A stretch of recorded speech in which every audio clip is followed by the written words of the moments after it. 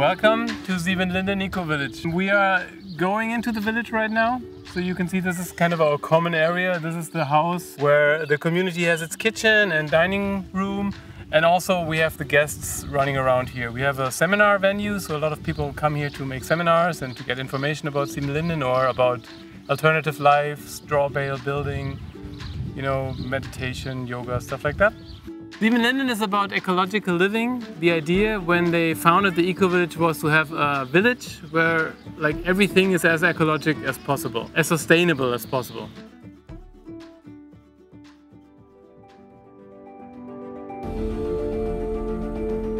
Imagine a world in harmony with nature, with others, and with ourselves. A world where people are nourished by diversity and beauty. Do you believe it can exist? Utopia. Discovering dreams that are reality. There's so much opportunity to get involved here that people really need to learn to say no. But you need to say no often because you need your own free time. So you have to find a balance of your own happiness and the happiness of the community. And it's not easy. So I say right now, living in community is not the right way to live for everyone. You need to be kind of strong, kind of mentally healthy. You need to be willing to learn and to change. Then, yes, it works. But that means food's ready. We can go inside now and I'll show you where to eat. We eat a vegan every day with vegetarian options, but there is no meat in the common kitchen, which is a big thing to reduce carbon footprint. If you are a meat eater, you can do that in your own kitchen. We have houses with their separate kitchens and everyone can do what they want in their house, basically. We have no cell phones on the premises, so we are not so distracted. You know, we don't see people like distracted completely and taken by their cell phone so much. We try to deal with our conflicts in a constructive way. So generally we have our own culture of living, and I think the most important thing about sustainability is that we learn to live with each other, because that's something, you know, when you talk about sustainable living, many people have technical solutions, which is important, but if we don't manage, you know, to get our conflicts straight together, then it won't work. You know, you won't save the world with an app, I think.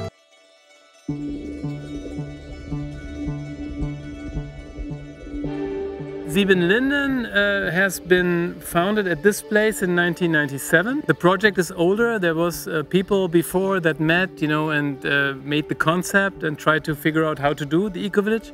But this place has been founded in 1997, bought, and then the great thing about this is that they have managed to get permission to build an Eco Village here, which is very rare in Germany. You don't really get permission to build a new village anywhere. But here they did. It was great luck. It was just, you know, that time in history where that was possible politically and everything. So we have permission to build more and more houses here, and we want to build this until we are up to 300 persons. Nobody knows if we will ever reach that number. We've been like about 150 people for the last 5 to 10 years. I mean, some people have come, but also some people have left or died or whatever. I'll be curious to see which is a number that will be stable. We are free to grow, we want to grow, and we want to build new houses. We have a permission to live in trailers, which is also special in Germany. And they're very popular because, especially in the summertime, you know, you have your trailer made of wood, you're directly outside, you can step outside and you're in the nature. But we want people to live in houses, that's why we build house after house, and because they are much better insulated in the wintertime, they are much more energy efficient, much more expensive also. But they will last forever, hopefully. And we build mostly straw bale houses, which is the most ecological thing I can think of, because the straw bales absorb CO2. This house has been built only by hand, you know, from a very ecological group. And when they were finished, it took a long time, of course, it took 3 years. So when they were finished, they said, okay, no more building, we want to do something else for a while. But there was one person in that group who said, wow, it was fun, let's go on building. So he had this idea to build these igloos. These are straw bale igloos, plastered with clay on both sides. So just put straw bale on top of each other like an igloo, and then there's this clay. Also, you can say that we call this the window of truth. So you can really prove that there's straw bales inside, and they're not molding, they're dry, they're intact. And so this is a nice place.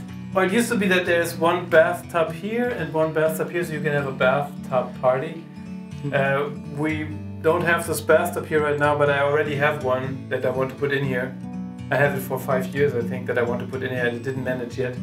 So eventually we can have a little, wellness igloo here. I did say that there's always so much to do in Siebenlinden that I never get to do all these things that I want. It's really terrible. There's so much things that you can do, it's like you never get bored.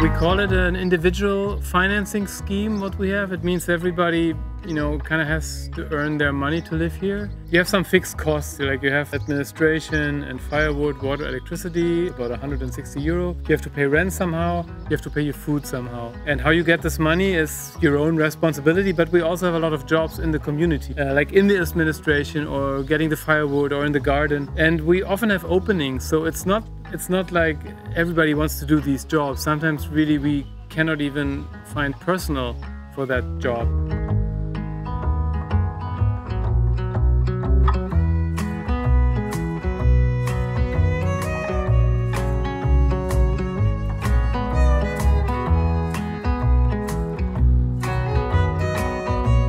Here's our common house where we have our common dinner, and there's also a big kitchen that cooks for us and for the guests. This is a big seminar room upstairs, also for guests, and downstairs we have our little ecological shop, which is mostly for luxury goods. And if we want, tobacco, beer, chips, cola, we go to the store. Very nice. The more private part of the village is if we go on, there we have the houses where the people live.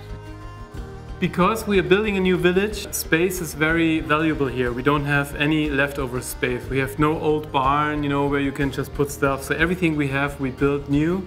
So it's expensive to build that. So our rooms have multi-purpose.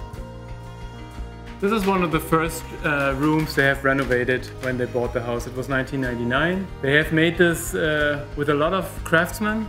Actually, the Traveling Craftsmen of Germany, one of the associations of traveling craftsmen, they made their summer meeting here, all together remodeling this house. So in one summer it was all done. So this room has a lot of history, a lot of decisions have been made here. You can see, these beams, when they have been originally built, it was just a roof, it was never intended to be a seminar room. But they've managed to do it like this, and I have a lot of fond memories of this room, so I like to be in here very much. Our most important entity is the General Assembly. You also have the possibility to vote by email. So some people use this, and a lot of people would just think, okay, you guys do it, I trust your decisions. Most of our decisions go around pretty smoothly, and also many decisions are delegated into committees. So we have a committee that is dealing with the infrastructure and the general settlement. We have a committee for the food, a committee for the houses. I'm probably missing important committees, but this is kind of the thing that how it works. We do not call them committees, we call them councils, and we vote people into those councils, and then they make a lot of decisions for us.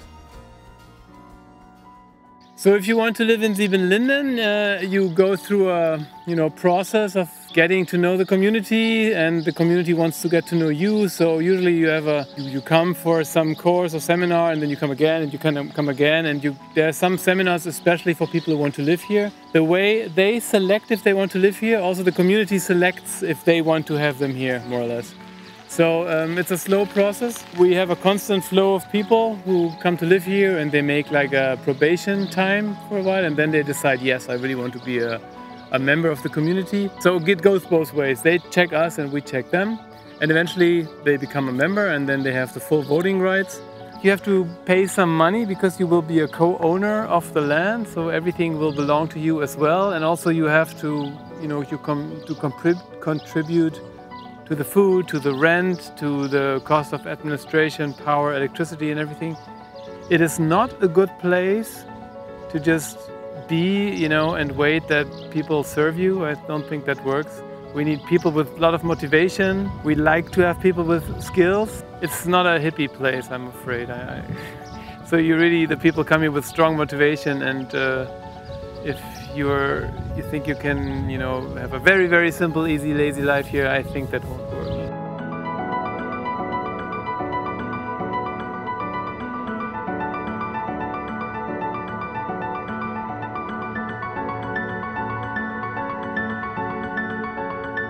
So one part of our sustainable living is growing our own food, like completely biological, of course.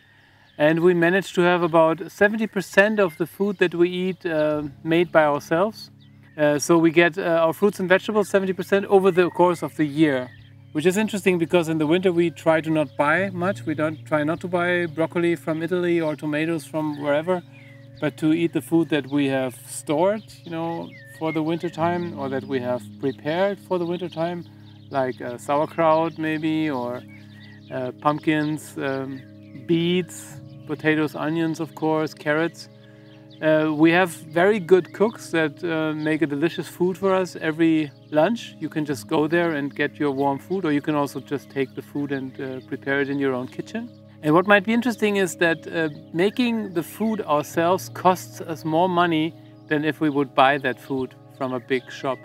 We get a delivery of, goods like every Monday, as I said, the luxury goods like, beer or chips or chocolate or something, but also vegetables that we don't grow ourselves. And these are usually cheaper than the vegetables that we do ourselves because we pay, fair wages to our workers. It's kind of a hard lesson to learn that to grow your own food is more expensive than to just buy ecologic food, but we've learned to live with that. And with our monthly fee that we pay, we subsidy the garden. Part of that monthly fee goes to the garden, to our self-sustainability. It's true that we don't need as much money as somewhere else. I need about €1,000 per month for me and my family, and it's not that hard to get that somehow.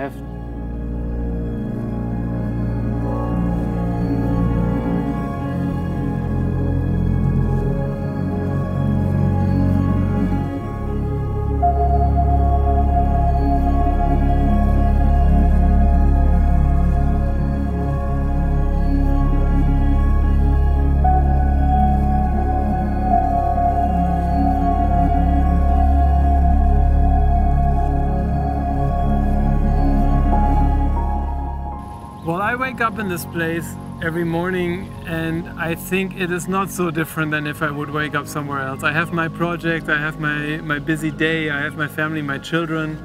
I think that I try to convince myself that it's a better life, and I believe it.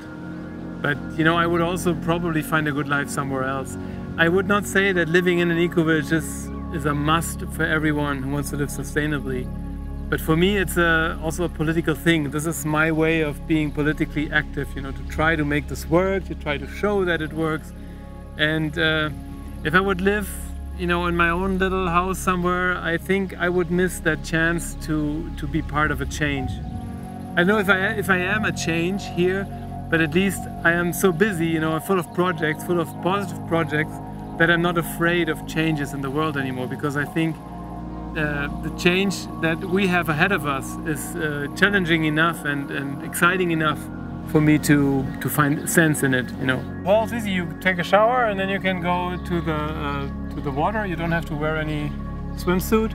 And the thing is, this is our swimming pond, but it's also our fire water reservoir.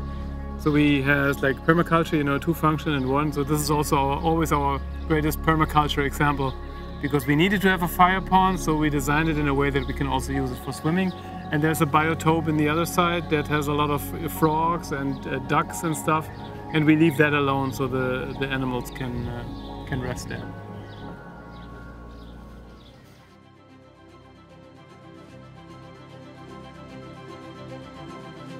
This idea of community is difficult for economic or political entities to grasp, because it's easy to tell your voters, okay, we will make it all, with technical solutions, but it's not easy to tell your voters, okay, well, you really have to get together with your neighbor, and I know you hate him, but you have to make ends with him. That is a concept that it's not so sexy, you know. Sexy is be yourself, get your own phone, do whatever on your phone, and I think the key is not that. The key is really going back a few steps, you know, to where we've been like the last 100,000 years, you know, in community.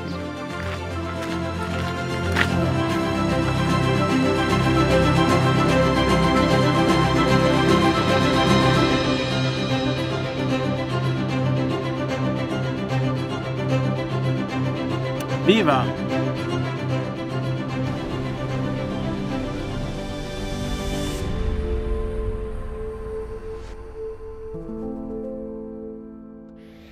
Utopia.